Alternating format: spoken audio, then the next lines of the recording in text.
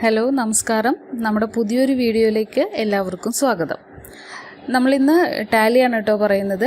ടാലിയിൽ stock ക്രിയേഷനെ കുറിച്ചിട്ടാണ് നമ്മളിന്ന് പറയാൻ പോകുന്ന വീഡിയോ. സ്റ്റോക്ക് ക്രിയേഷൻ എങ്ങനെയാണ് ചെയ്യുക എന്നുള്ളത് അപ്പോൾ നമുക്ക് നോക്കാം.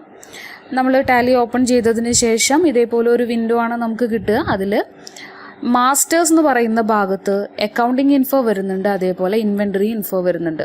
അക്കൗണ്ടിങ് ഇൻഫോ എന്ന് പറഞ്ഞു കഴിഞ്ഞാൽ നമുക്ക് ലെഡ്ജറുകൾ ക്രിയേറ്റ് ചെയ്യാനുള്ള ഒരു ഓപ്ഷനാണ്.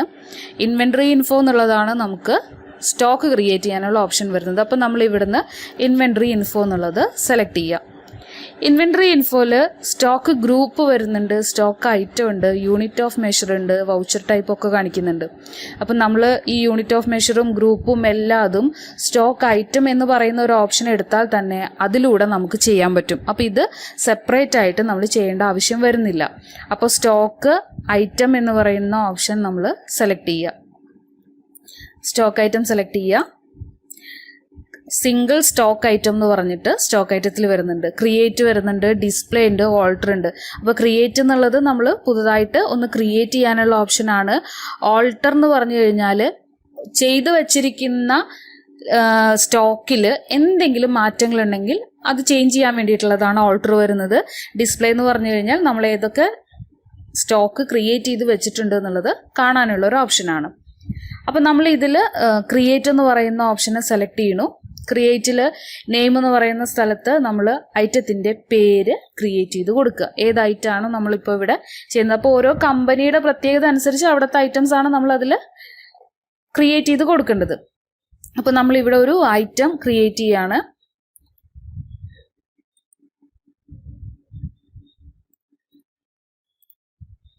പെൻ എന്ന് പറയുന്ന ഒരു ഐറ്റം നമ്മൾ ക്രിയേറ്റ് ചെയ്തു.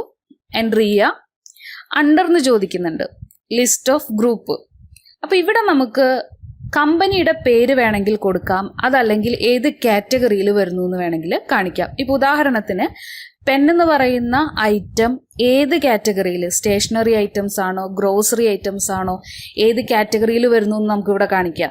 അതല്ല ഈ പെന്ന് ഏത് കമ്പനിയുടെയാണ് വരുന്നത് എന്നുള്ളതും നമുക്കിവിടെ കൊടുക്കാം. അത് നമ്മുടെ ചോയ്സ് അനുസരിച്ചിട്ടാണ്, നമ്മുടെ ആവശ്യം എങ്ങനെ അതിനനുസരിച്ചിട്ട് വേണം നമ്മൾ ക്രിയേറ്റ് ചെയ്ത് കൊടുക്കാൻ. അപ്പോൾ ഇവിടെ ഞാൻ ഇതിന് സ്റ്റേഷനറി എന്ന് പറഞ്ഞിട്ട് കൊടുക്കുകയാണ്. ഓൾട്ട് സി എന്നുള്ളത് കൊടുക്കുക. അതിനുശേഷം സ്റ്റേഷനറി എന്ന് പറഞ്ഞിട്ട് നമ്മളിവിടെ എൻ്റർ ചെയ്തു. ഇനി താഴോട്ട് എൻ്റർ ചെയ്യുക. അപ്പോൾ ഇവിടെ അണ്ടർ ചോദിക്കുന്നുണ്ട്, അപ്പോൾ അത് പ്രൈമറി എന്നുള്ളത് കൊടുത്താൽ മതി. ഇനി നമ്മളിതിൽ എൻ്റർ ചെയ്ത് കൊടുക്കുക. അപ്പോൾ അവിടെ സ്റ്റേഷനറി എന്നുള്ളത് വന്നു. അടുത്തത് ചോദിക്കുന്നത് യൂണിറ്റ് ആണ്. നമ്മൾ ഇത് ഈ ഒരു ഐറ്റം ഏത് യൂണിറ്റ് ആയിട്ടാണ് മെഷർ ചെയ്യുന്നത്. അത് നമ്പർ ആയിട്ടാണോ, പാക്കറ്റ് ആയിട്ടാണോ, അല്ല ബോക്സ് ആയിട്ടാണോ, എങ്ങനെയാണ് വേണ്ടതെന്നുള്ളതാണ് ചോദിക്കുന്നത്. അപ്പോൾ ഇവിടെ നമുക്ക് യൂണിറ്റ് ക്രിയേറ്റ് ചെയ്യണം. അതിന് മുന്നേ ഇപ്പോൾ നമ്മളിവിടെ ക്രിയേറ്റ് ചെയ്യാണ് നമുക്ക് വേണ്ടത് ഓൾട്ട് സി എന്നുള്ളത്. യൂണിറ്റിൻ്റെ അവിടെ എത്തി നമുക്ക് ഓൾട്ട് സി എന്നുള്ളത് കൊടുക്കാം. ഇനി ഇവിടെ നമ്മൾ നമ്പർ എന്നുള്ളത് കൊടുത്തു. ഫോർമൽ നെയിമിൻ്റെ അവിടെ നമ്പർ എന്നുള്ളത് മുഴുവൻ നമ്മളിവിടെ കൊടുക്കുക. നമ്പർ ഓഫ് ഡെസിമൽ പ്ലേസ് 2 കൊടുക്കുക. എൻ്റർ ചെയ്യുക. ഇനി നമുക്കിതിനെ എൻ്റർ ചെയ്ത് സേവ് ചെയ്യാം. അപ്പോൾ ഇത് നോർമൽ രീതിയിൽ ഒരു ഐറ്റം ക്രിയേറ്റ് ചെയ്യുന്നതാണ് നമ്മൾ പറഞ്ഞത്. ഇനി നമുക്ക് ചില സമയത്ത് ഐറ്റം ക്രിയേറ്റ് ചെയ്യുമ്പോൾ ഇപ്പോൾ പെന്നാണ് നമ്മൾ കൊടുത്തത്, അത് സ്റ്റേഷനറി എന്ന് പറഞ്ഞു, യൂണിറ്റും കാണിച്ചു.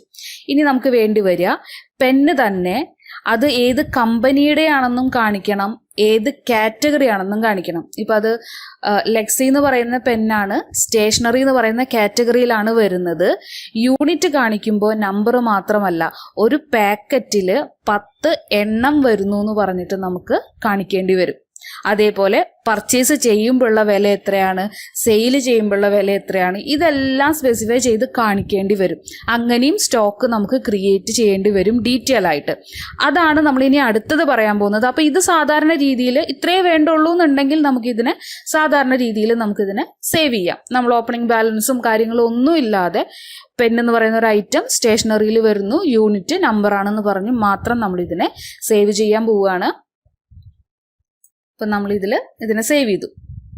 ഇനി ഇതേപോലെ തന്നെ ഞാൻ നേരത്തെ പറഞ്ഞ പോലെ നമ്മൾ ഒരു പെൻസിലാണ് നമ്മൾ കൊടുക്കുന്നത്. അപ്പോൾ പെൻസിൽ എന്ന് പറയുന്ന ഒരു ഐറ്റം. അണ്ടർ നേരത്തെ പറഞ്ഞ പോലെ സ്റ്റേഷനറി നമുക്ക് ഇവിടുന്ന് സെലക്ട് ചെയ്യാം. ഇനി നമുക്ക് വേണ്ടത് ഇത് ഏത് കാറ്റഗറിയിൽ അല്ലെങ്കിൽ ഇപ്പോൾ സ്റ്റേഷനറി ആണ് നമ്മൾ അണ്ടർ കൊടുത്തത്, ഇനി ഇതിൻ്റെ കമ്പനി നെയിമും കൂടെ നമുക്ക് കാണിക്കണം എന്നുണ്ട്. അപ്പോൾ നമ്മൾ ഇവിടെ വെച്ച് F11 എന്ന് പറയുന്ന ഫീച്ചേഴ്സ് നമ്മൾ സെലക്ട് ചെയ്യണം. അപ്പോൾ F11 നമ്മൾ സെലക്ട് ചെയ്യുക. F11 സെലക്ട് ചെയ്ത് കഴിഞ്ഞാൽ ഇതിൽ സ്റ്റോക്ക് കാറ്റഗറി എന്ന് പറഞ്ഞിട്ട് ഒരു ഓപ്ഷൻ വരുന്നുണ്ട്, മെയിൻറ്റെയിൻ സ്റ്റോക്ക് കാറ്റഗറി. ഈ സ്റ്റോക്ക് കാറ്റഗറി നമ്മൾ എസ് ആക്കി കൊടുക്കുക. അതിനുശേഷം ഇതിനെ നമ്മൾ സേവ് ചെയ്യുക. ഇപ്പം നമ്മൾ തിരിച്ചു വന്നു കഴിഞ്ഞാൽ ഇവിടെ സ്റ്റേഷനറി എന്നുള്ളത് വന്നു, അതേപോലെ തന്നെ താഴെ കാറ്റഗറി ചോദിക്കുന്നുണ്ട്. അപ്പം മേലെ അണ്ടർ എന്നുള്ളത് നമുക്ക് സ്റ്റേഷനറി മാറ്റണം, കാരണം അടിയിലൊരു കാറ്റഗറി ചോദിക്കുന്നുണ്ട്. നേരത്തെ കാറ്റഗറി ഇല്ലാത്തത് കൊണ്ടാണ് നമ്മൾ അവിടെ സ്റ്റേഷനറി എന്ന് കൊടുത്തത്. ഇവിടെ നമുക്ക് ആ പെൻസിൽ ഏത് കമ്പനിയുടെ ആണെന്നും ഏത് കാറ്റഗറിയിൽ വരുന്നു എന്നും കൂടാണ് കാണിക്കേണ്ടത്. അപ്പോൾ അണ്ടർ എന്നുള്ള സ്ഥലത്ത് Alt C അടിച്ചിട്ട് നമ്മൾ കമ്പനിയുടെ പേര് ടൈപ്പ് ചെയ്ത് കൊടുക്കുക.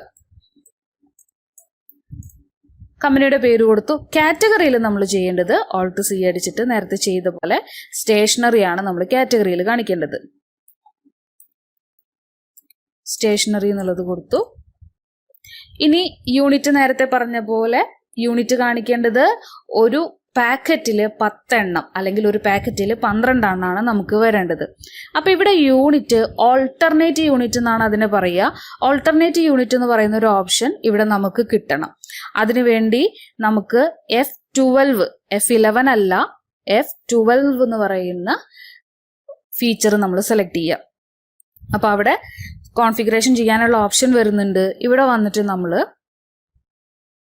സെലക്ട് ചെയ്ത് കൊടുക്കണം use alternate unit for stock item. ഇവിടെ use alternate unit for stock item എന്ന് പറയുന്ന ഒരു ഓപ്ഷൻ വരുന്നുണ്ട്. ഇത് നമ്മൾ എസ് എന്നുള്ളത് കൊടുത്ത് ഇതിനെ നമുക്ക് സേവ് ചെയ്യാം. ഇപ്പം നമ്മൾ ഓൾട്ടർനേറ്റ് യൂണിറ്റ് വന്നു. ഇവിടെ യൂണിറ്റ് എന്നുള്ള സ്ഥലത്ത് ഇപ്പോൾ ഒരു പാക്കറ്റിൽ എത്ര എണ്ണം എന്നതാണ് നമ്മൾ കാണിക്കേണ്ടത്. അപ്പോൾ ആദ്യം നമ്മൾ കാണിക്കേണ്ടത് പാക്കറ്റാണ്. അപ്പോൾ യൂണിറ്റ് എന്നുള്ള സ്ഥലത്ത് Alt C അടിച്ചിട്ട് പാക്കറ്റ് എന്നുള്ളത് കൊടുക്കണം.